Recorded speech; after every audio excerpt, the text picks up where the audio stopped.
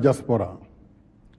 C'est en forte conscience des responsabilités qui m'incombent que je voudrais m'adresser à vous ce soir en ma qualité de garant du fonctionnement régulier des institutions, de l'indépendance nationale et de l'intégrité du territoire. Pour beaucoup d'entre nous, nous venons de célébrer la fête de la Tabaski, cette fête de la foi, de la solidarité et de la convivialité en compagnie de ceux et celles que nous aimons et qui emplissent nos vies de bonheur, d'espoir et d'amitié. Pour certains de nos concitoyens, cependant, la fête s'est déroulée dans l'ombre du deuil parce que leurs chers enfants faisaient partie de ceux et celles qui ont perdu la vie dans des violences insoutenables, injustifiables et inexcusables. Des violences qui ont mis à l'épreuve notre cohésion sociale et notre longue et enviable tradition de paix et de stabilité en Afrique. Vous aurez donc compris la tristesse et la douleur qui sont miennes. Vous comme moi, nous n'étions pas cette année dans le même état d'esprit par lequel nous honorons et célébrons la fête du sacrifice. Permettez-moi de m'incliner à nouveau devant la mémoire de nos enfants qui ont tragiquement perdu la vie sous les effets brutaux de la violence et de renouveler mes condoléances à toutes les familles éplorées et à la nation tout entière. Je n'ai pas manqué dans mes prières, il y a quelques jours, au lieu saint de l'islam, de penser à nos regrettés disparus. Aucun de nos fils, aucune de nos filles ne doit payer de sa vie les désaccords qui s'expriment dans nos sociétés. La vie de nos concitoyens ne peut être sacrifiée sous l'autel d'intérêts politiques. Nous avons l'obligation de protéger la vie et la dignité de tous les Sénégalais, de toutes les Sénégalaises. Devant l'insoutenable, l'innommable, la prise de parole n'est pas toujours facile. Et souvent, les mots n'arrivent pas à exprimer le plein de tristesse qui nous envahit. Nous avons vécu des événements particulièrement graves, marqués par une violence sans précédent, occasionnant des morts et des blessés, ainsi que la destruction massive de biens publics et privés. Les scènes de violence et de pillage auxquelles nous avons assisté et leur coïncidence avec une cyberattaque contre les sites stratégiques du gouvernement et des services vitaux tels que l'eau et l'électricité n'ont rien à voir avec une quelconque manifestation politique. Rien, ni aucune revendication ne saurait justifier qu'on tue, qu'on diffuse des messages de haine et de violence dans les réseaux sociaux, qu'on saccage et brûle des biens publics et privés, y compris des moyens de transport, des commerces, des lieux de culte, des domiciles, des consulats, des ambulances, même un corbillard, des universités et des écoles, comme pour éteindre la lumière du savoir, réduire au silence notre élite et notre relève scientifique et intellectuelle, et plonger notre pays dans les ténèbres de l'obscurantisme. L'objectif funeste des instigateurs, auteurs et complices de cette violence inouïe était clair: semer la terreur, mettre notre pays à l'arrêt et le déstabiliser. C'est un véritable crime organisé contre la nation sénégalaise, contre l'État, contre la République et ses institutions. Face à ces actes inadmissibles, l'État est resté debout et le peuple sénégalais, attaché à son vivre ensemble, a refusé de tomber dans le piège de cette machination insurrectionnelle aux antipodes des valeurs démocratiques et qui visait à s'emparer du pouvoir par la violence et détruire notre modèle de société. Je renouvelle mon soutien et mon entière confiance à nos forces de défense et de sécurité, dont la retenue, le professionnalisme et le sang-froid ont permis d'éviter un bilan plus lourd. Je redis avec fermeté que les auteurs, les commanditaires, les complices répondront de leurs actes inqualifiables devant la justice. En attendant, les enquêtes se poursuivent. Nous ferons toute la lumière sur ces événements et sur les forces occultes qui veulent ébranler notre pays. Pour ma part, j'affirme ici que je ne transigerai pas avec des fossoyeurs de la nation, de l'État, de la République. Ce serait trahir mon serment constitutionnel. J'exprime encore ma profonde compassion et ma solidarité aux victimes de ces actes criminels qui ont perdu leurs biens, fruits d'années d'investissement, de labeur et d'efforts quotidiens. Je pense également à toutes celles et tous ceux plongés aujourd'hui dans la détresse parce que leurs emplois sont perdus ou menacés. C'est le Sénégal qui se lève tôt, qui travaille dur toute la journée et qui se couche tard, qui est ainsi atteint.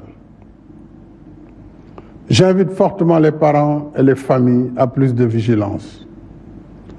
Je demande solennellement aux citoyens, aux leaders d'opinion, à toutes les forces vives de la nation, politiques et apolitiques, soucieux de la sauvegarde des valeurs démocratiques, de la paix, de la sécurité et de la stabilité de notre pays, de soutenir sans réserve l'action de l'État pour mettre en échec le projet pernicieux de déstabilisation du Sénégal. Quand la paix, la sécurité et la stabilité de la patrie sont à ce point menacées, il n'y a point d'indifférence et de neutralité possible. Au regard de cette situation sans précédent, j'ai demandé au gouvernement de faire un bilan exhaustif des pertes et d'examiner les voies et moyens d'assister les familles des victimes ainsi que les personnes et entités ayant subi des préjudices. Le contexte est difficile. Les inquiétudes, les angoisses sont là. Mais je sais que le peuple sénégalais a les ressources spirituelles, culturelles, traditionnelles, sociales, pour transformer ces moments d'épreuve en une chance pour la paix. Ainsi, œuvrer à transformer nos divergences en des occasions de dialogue constructif pour forger le Sénégal que nous voulons. Un Sénégal de respect de la vie humaine, de la justice, de l'égalité et de la paix. Un Sénégal qui se réconcilie avec ses valeurs de diisseau, de concertation qui ont traversé le temps et construit son histoire enviée. L'heure du bilan viendra plus tard, alors que des occasions se présenteront pour vous parler de ce que le Sénégal a été sous ma présidence. Mais aujourd'hui, je voudrais interpeller toute la classe politique, sans exclusive. Notre pays nous demande de regarder ensemble vers l'avenir, afin que nous soyons les bâtisseurs du Sénégal de demain. Consolidons les forces de nos institutions, tout en remédiant à leurs faiblesses. Abandonnons les postures populistes, nihilistes, extrémistes, qui tentent de présenter notre pays comme un désert sans loi. Chaque nation peut être éprouvée. Chaque société peut être traversée par des tensions. Mais voici plus de 60 ans que nous œuvrons à construire un Sénégal selon nos valeurs de paix et de solidarité. Des jalons ont été posés par mes prédécesseurs. Continuons à bâtir sur ces acquis et éloignons-nous des radicalismes qui veulent faire de la violence l'arbitre principal de nos différends. Nous pouvons être des adversaires, mais jamais des ennemis. C'est pour cela qu'après le dialogue national réussi, que je salue encore, ma main demeure tendue à toutes les voies de bonne volonté pour continuer d'échanger sur les bonnes idées, les bonnes propositions qui nous permettront de faire advenir un Sénégal de bâtisseurs et non de casseurs, d'asseoir une paix durable, de réussir des élections apaisées, dont les résultats seront acceptés par tous le lendemain du scrutin. Cette vision de nous-mêmes comme un peuple ancré dans la paix et la stabilité n'est pas une utopie, même si notre histoire politique a rencontré quelques moments de fragilité, de tension. Notre force a été d'avoir toujours su trouver les mots, les paroles, les rencontres pour converser, pour penser ensemble les plaies, guérir ensemble les maux. Et depuis mon investiture à la magistrature suprême, mon gouvernement et moi n'avons ménagé aucun effort pour renforcer l'unité nationale, consolider les acquis de notre démocratie et le respect des droits de l'homme. Nous n'avons cessé de relever les défis liés au développement économique et social. Nous avons un bilan qui amène nos adversaires, même ceux parmi les plus virulents, à reconnaître que nous avons fait progresser le Sénégal. Mais aujourd'hui, ce n'est pas sur le bilan de nos réalisations que je veux surtout m'appesantir.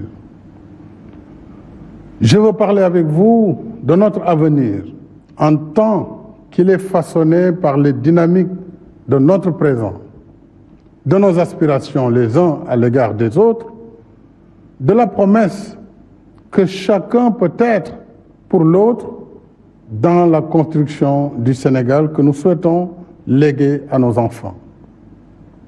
Je veux donc parler de ce que le Sénégal de demain exige de nous aujourd'hui, nous les contemporains. Je veux évoquer nos responsabilités en tant que communauté de destin.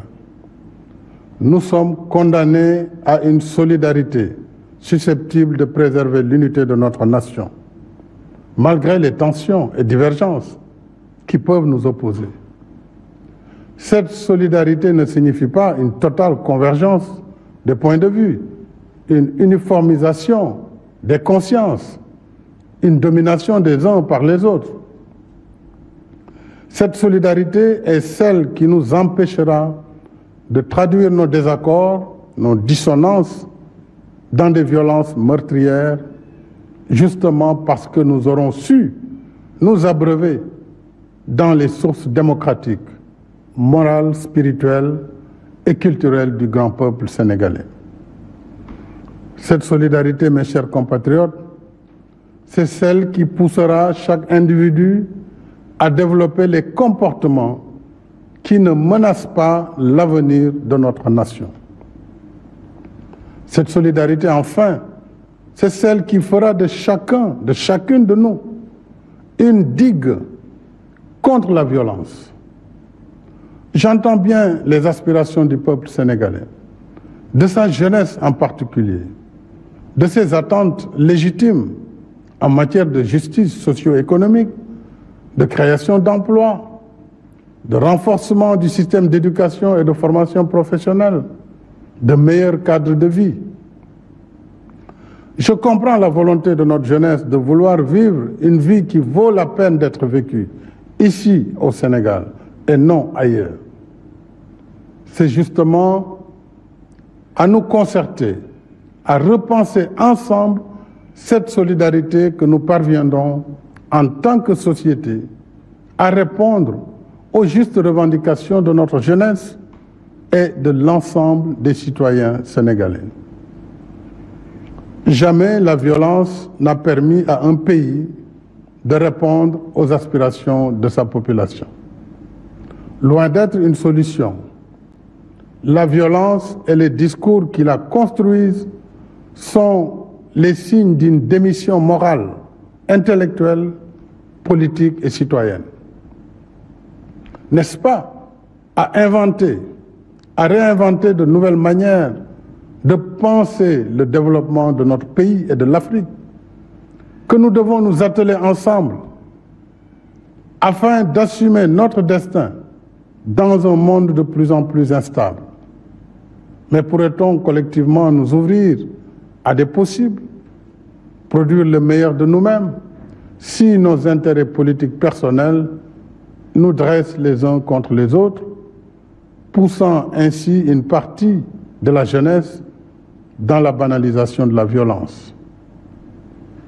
À l'heure où se reconfigurent les rapports de pouvoir au niveau global, où la révolution numérique nous plonge dans des ailleurs incontrôlés, le Sénégal et l'Afrique, de manière générale, ont plus que jamais besoin de se réarmer scientifiquement et intellectuellement pour la production des savoirs et des savoir-faire capables de défendre l'intérêt de nos populations et de nos cultures.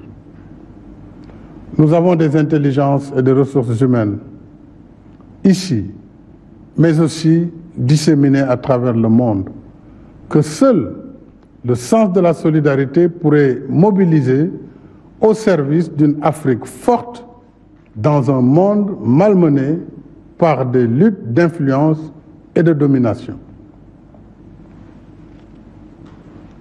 La violence, mes chers compatriotes, est un frein à la mise en œuvre de nos capacités, de notre engagement à faire émerger un Sénégal prospère, un Sénégal de richesse partagée, bref, un Sénégal de tous, un Sénégal pour tous. C'est fort de la conviction d'un Sénégal enraciné dans les vertus de la paix et du dialogue que j'ai appelé à l'organisation d'un dialogue national ouvert, pluriel et inclusif.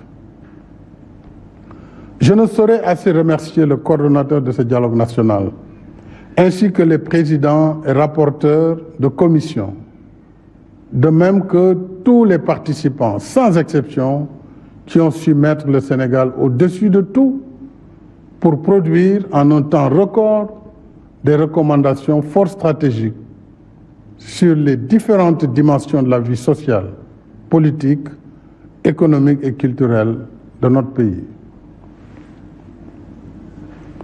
Je salue les conclusions très positives du dialogue national, dont la mise en œuvre débutera cette semaine par la saisine de l'Assemblée nationale pour la modification de certaines dispositions de la Constitution et du Code électoral, entre autres.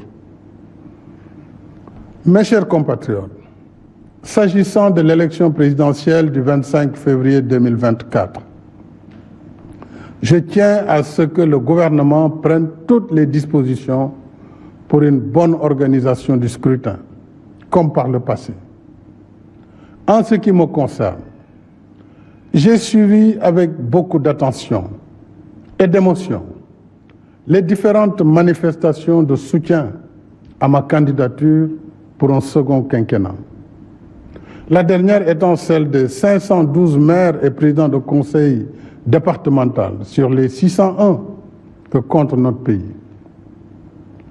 À cela s'ajoutent les soutiens de la diaspora, de mouvements de jeunes, de femmes, de nos respectés sages, d'enseignants, d'arabisants, de mouvements de religieux et bien d'autres groupes, tous déjà prêts pour mener le combat de ma réélection. À tous ces compatriotes, je voudrais exprimer ma profonde gratitude en réservant une mention spéciale et toute particulière à la coalition Benno Bokk Yakaar, à mon parti, l'Alliance pour la République, et à la grande coalition de la majorité présidentielle. Mes chers compatriotes, ma décision, longuement et mûrement réfléchie, est de ne pas être candidat à la prochaine élection du 25 février 2024. Et cela, même si la Constitution m'en donne le droit. En effet, depuis la révision constitutionnelle de 2016, le débat juridique a été définitivement tranché par la décision du Conseil constitutionnel numéro 1 C-2016 du 12 février 2016. Je sais que cette décision de ne pas être candidat surprendra tous ceux et celles nombreux dont je connais l'admiration, la confiance et la fidélité sincère. Elle surprendra aussi ceux et celles qui souhaitent me voir encore guider la construction du Sénégal, qui trouvent de plus en plus ses marques. Mais le Sénégal dépasse ma personne et il est rempli de leaders également capables de pousser le pays vers l'émergence. On a tant spéculé, commenté sur ma candidature à cette élection. Cependant, je n'ai jamais voulu être l'otage de cette injonction permanente à parler avant l'heure, car mes priorités portaient surtout sur la gestion d'un pays, d'une équipe gouvernementale cohérente et engagée dans l'action pour l'émergence, surtout dans un contexte socio-économique difficile et incertain. Contrairement donc aux rumeurs qui m'attribuaient une nouvelle ambition présidentielle, je voudrais dire que j'ai une claire conscience et mémoire de ce que j'ai dit, écrit et répété ici et ailleurs. C'est-à-dire que le mandat de 2019 était mon second et dernier mandat. C'est cela que j'avais dit et c'est cela que je réaffirme ce soir. J'ai un profond respect pour les Sénégalais et les Sénégalaises qui m'ont lu et entendu. J'ai un code d'honneur et un sens de la responsabilité historique qui me commande de préserver ma dignité et ma parole. Je rends ici un hommage à mes prédécesseurs, les présidents Léopold Sédar Senghor, Abdou Diouf et Abdoulaye Wade, dont les parcours sont bien sûr différents, mais qui ont contribué chacun à construire l'image de ce Sénégal démocratique qu'il faut perpétuer. Je ne saurais faire moins. Et d'ici la transmission du pouvoir au futur président de la République, Inch'Allah, le 2 avril 2024, j'assumerai avec responsabilité et fermeté toutes les charges qui incombent à ma fonction, en vertu du mandat que vous m'avez confié et en étroite cohérence avec mon serment constitutionnel. Je continuerai de consacrer toutes mes forces à défendre sans faille les institutions constitutionnelles de la République, le respect des décisions de justice, l'intégrité du territoire, la protection des personnes et des biens. Je resterai à vos côtés, à votre écoute et au service de la République et de la nation. Nous avons des réalisations indéniables et un potentiel incroyable. Mais soyons vigilants et conscients des difficultés, des obstacles qui sont réels et de l'activisme des ennemis de l'intérieur et de l'extérieur. L'enjeu essentiel pour moi, c'est que notre cher Sénégal, ce pays que j'ai à cœur, que vous avez à cœur garde le cap vers l'émergence dans la voie de l'action, de la paix, de la stabilité, du respect du droit, de l'ordre public, dans l'unité nationale et la cohésion sociale. Cela exige de chacune, de chacun de nous l'adhésion à notre modèle de société fondé sur la démocratie, la liberté, le respect de nos valeurs socio-culturelles, le respect de ce vivre ensemble qui a su jusqu'ici nous rassembler, le respect de nos religions, de nos confréries et de nos guides religieux. En somme, le respect de notre identité collective sénégalaise, qui est ancrage dans le socle socio-culturel sénégalais et africain, mais aussi ouverture dans la modernité. C'est seulement ainsi que nous pourrons poursuivre ensemble, épaule contre épaule, notre élan commun vers notre destin commun, fidèle à notre devise nationale. Un peuple, un but, une foi. Vive la République et vive le Sénégal.